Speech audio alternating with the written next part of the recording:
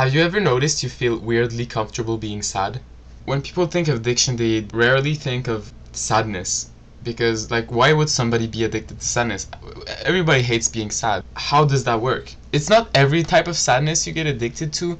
Like, you can get sad for grief, like you lose an animal, that you really can't get addicted to. I feel like it's really based in hopelessness. I feel like the feeling of being hopeless is really, really addictive sometimes.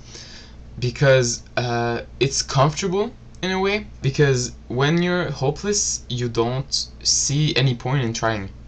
You don't see any point in making an effort, because why would you? Your life is so miserable, you're a failure, you have all this proof in your head that you're a failure, so you start being sad in a loop of like, it's never gonna work, it's never gonna work for me, because I have all these proof. You ruminate and stuff, and that sort of sadness is strangely addictive, because what's the alternative, right?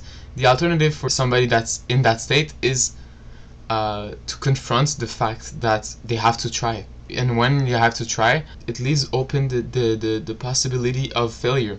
It's a risk. It's a risk, and that starts creeping in anxiety. Like, if you're hopeless about your future because you're a failure, you're stupid, you're ugly, you're whatever the fuck your brain tells you that you're sad about, that's a very comfortable place to be, because then you can do nothing all day, and that's like, you feel like it's the most you can do. What can a failure do other than do nothing all day, right? Truth is, yeah, maybe you're gonna fail by trying, but it doesn't change the fact that if you want to see progress, you have to try.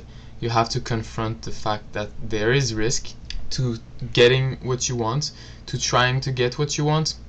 When you get into those negative thought loops about yourself, try to remind yourself that you only get into this state of mind because your brain is trying to protect you from the overwhelming fear that comes from trying. It's not actually because these thoughts are true or set in stone or real. And your way out of these negative beliefs only comes by disarming that fear and proving to yourself that trial is not really that dangerous. Like, if you take the example of people that are really sad about how they look, like physically, they will be hopeless about the fact of getting a partner, and that will prevent them from ever even trying their chances with somebody. If you're in that state, I would say the best way to heal would be to show yourself that failure is not that bad, and that you can survive it by just asking somebody out. Even if you get rejected, you show your brain that it's not actually that bad. Like, you might even get surprised.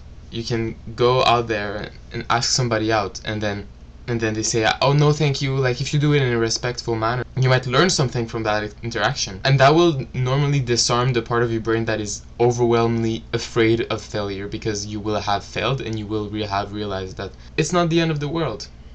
Personally, I find myself in this thought loop kind of often, and around like literally any kind of subject. Sometimes weirdly it's mixed with addiction, like drug addiction.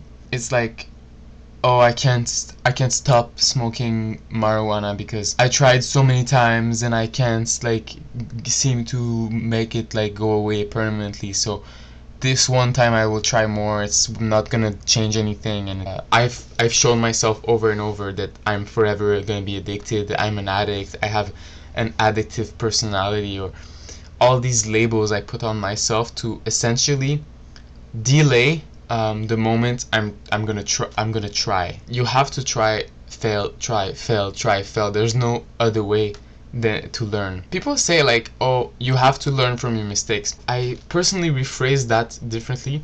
I think there is no way to learn without doing mistakes, because learning and doing mistakes is one and the same. It's not two different concepts. Even the tiniest mistake, like thinking of a solution that's the wrong solution, that's a mistake. But next time you're gonna think of a solution, you're gonna think of something more aligned. So every time you keep making these mistakes, you're learning. And if you're not willing to try and then make mistakes, it's probably because you're addicted to sadness.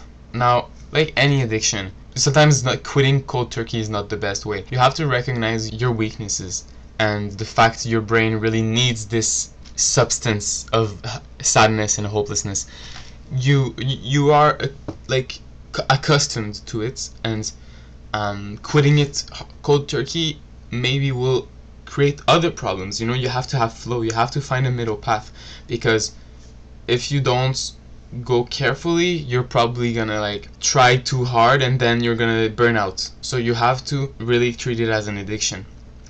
And honestly, personally, I think the best thing for any addiction is awareness. I think awareness is key. Like, if you're not gonna try and maybe fail, at least try in subtle ways, like by being more aware of yourself. And being more aware doesn't necessarily mean listening more videos on YouTube about mental health.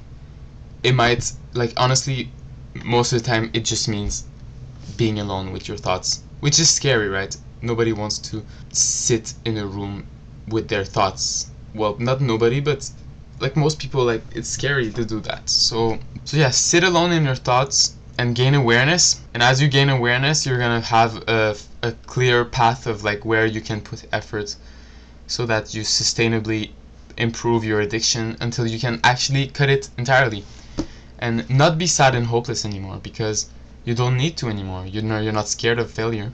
You've shown yourself that failure isn't the end of the world. Yeah, I hope this helps. Bye bye.